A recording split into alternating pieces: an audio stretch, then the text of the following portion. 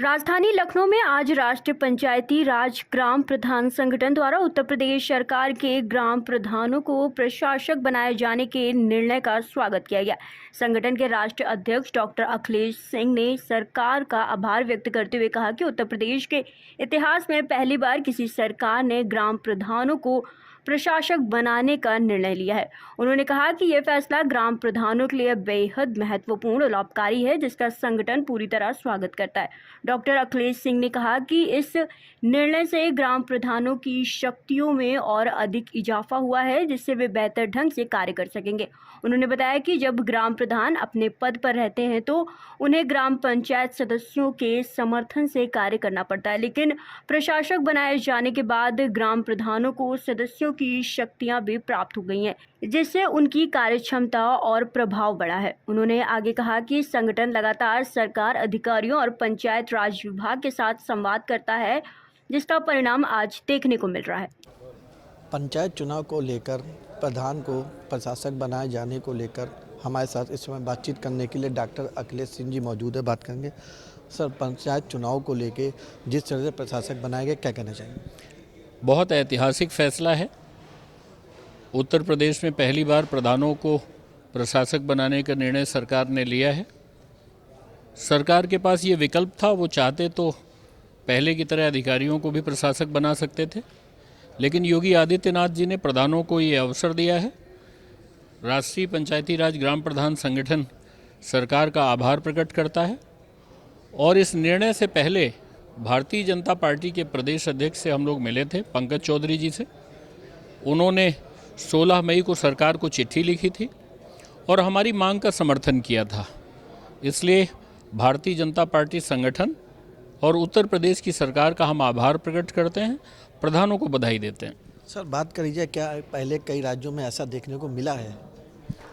Bharatiya Janata party की जिन राज्यों में सरकारें रही हैं, चाहे वो राजस्थान की बात कर लें, उत्तराखंड की बात कर लें, मध्य प्रदेश की बात कर लें, उन सब जगहों पर प्रधानों को प्रशासक बनाया गया था। उत्तर प्रदेश ने भी इस तरफ ध्यान दिया है। हम लोगों ने प्रस्ताव दिया, पैरवी की और लगातार अनुरोध करते रहे, संवाद करते रहे, जिसमें हमें सफलता मिली है और हम इस समय कह सकते हैं कि उत्तर प्रदेश ने एक नया अध्याय शुरू किया है, एक नया कीर्तिमान बनाया है।